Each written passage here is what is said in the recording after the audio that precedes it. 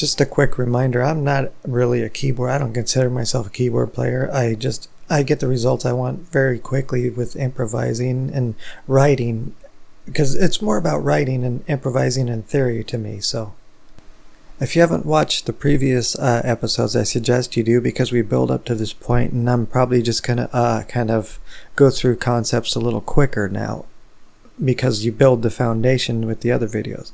So in this, we're taking chromatic mediants that are major to minor or minor to major reverse. So we'll take the ones that revolve around C again, C major, E flat minor, C major, or C minor, E major. Okay, now C minor, or C major, let's go C major. A flat minor, C minor, A major. Okay, so of course one of the first things we want to do is just practice inversions, moving from one chord to the next, like C minor, E major, C minor, A major, C major, A flat minor, C major, E flat minor. Okay, so just practice that kind of stuff and all different inversions. Just inversions are very handy to know. So when done with that, maybe just kind of play around with chord tones and melody. C major, E flat minor,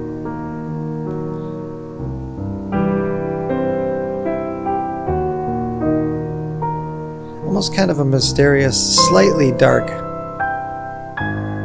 A flat minor. I'm going to keep it simple. It's really just an exercise. So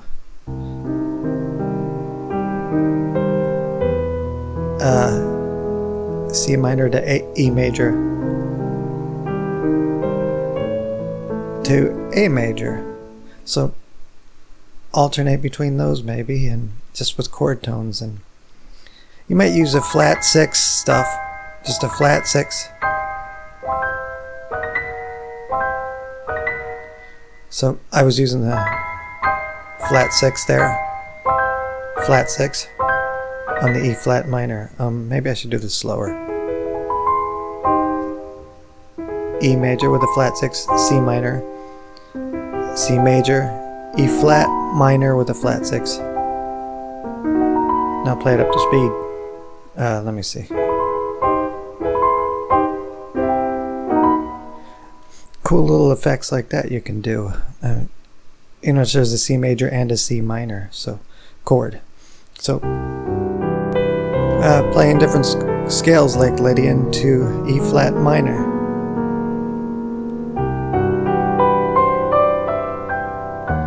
Now we don't know what form of minor, because we don't have a 7th degree in there. I didn't play any, so keyboard players, forgive me.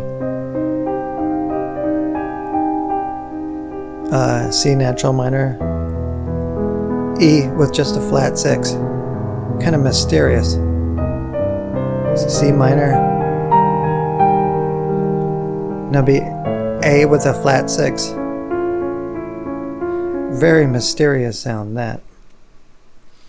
So what else can we do? And just jump in keys from C natural minor to E. Let's see,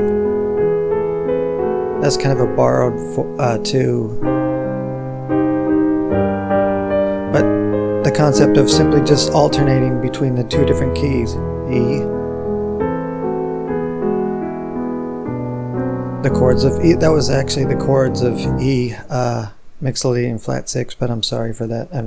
If you don't know what that is, that's okay. We could do something Dorian, C Dorian, E A Lydian.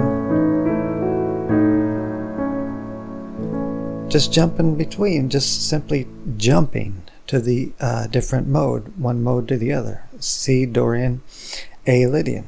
That's fine. It's a cool effect, and it's actually very nice.